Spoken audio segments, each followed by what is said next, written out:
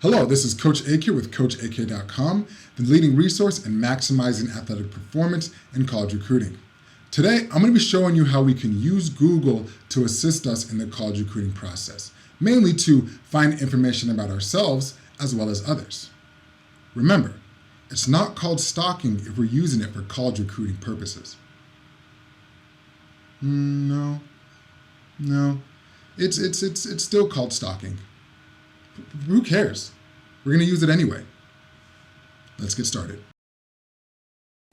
I want you to think of the college recruiting process like going on a first date. You don't want to do anything to make the other person disinterested.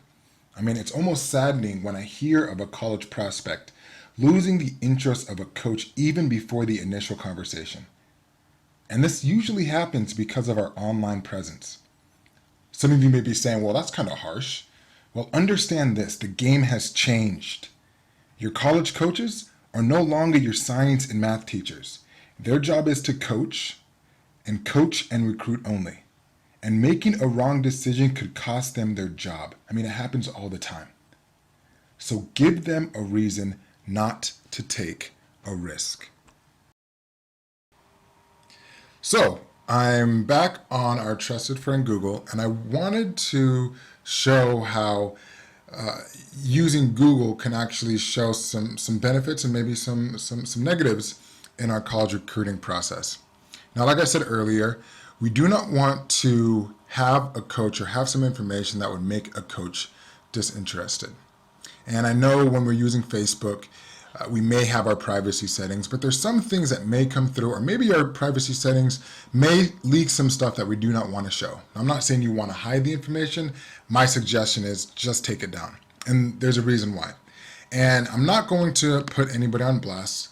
I'm going to use myself as an example instead. So I'll just type in my name, AK Walker, my full name, and we'll see what comes up. Right? We have pictures, we have videos, we have some articles for myself, my wife, and my brother. Let's see what's under images. So under images, we have some photos. Some I like, some I don't, whatever. But there's a few images that I actually want to keep an eye on. And one of the images is this one. If you can see, look at where this image is coming from. It's coming from Facebook. Right? And so are some of these other ones. Some of these other ones are also coming from Facebook, meaning that I have no control over the images that are on these pages. They're being posted. I can't take them down. But imagine if you had an image of you saying, "Oh, keg stand, having fun," or even posted something on Twitter. This site is public. Anybody can see this. And it's not worth making a coach disinterested in you because of images or posts that you have online. And most of you are thinking, well, you know, that's unfortunate. But the problem is most of the time you won't even know that the coach has become disinterested. All you're going to know is that you're not getting phone calls back anymore. They're not replying to your emails. So these are things that you need to keep an eye on because it's bigger than you think. I've heard way too many times of athletes losing the opportunity before it even started. Okay, so now let's see how it can be used to our benefit in the college recruiting process. And let's say we'll go back to Google. Let's go back to the homepage. Okay, let's go back to the web. All right, so how can we use positive? Let's say I am a college coach in Florida, and I'm looking for a local kid to get on my team, to possibly recruit. And I want to see who the top athlete is.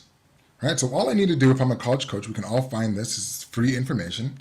I'm going to type in Florida wrestling. How do you spell wrestling? Oh, yeah. Wrestling high school rankings. All right, let's see what comes up.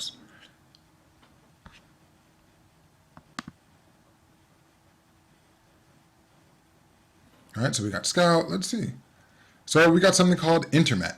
right? Let's see if we can find anybody from Florida. Okay, we got high school individual rankings. This is on OpenMat.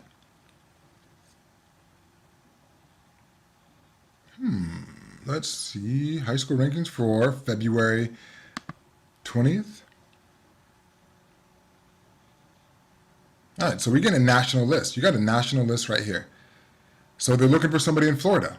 Who is the top athlete in Florida? So they're scrolling down the list.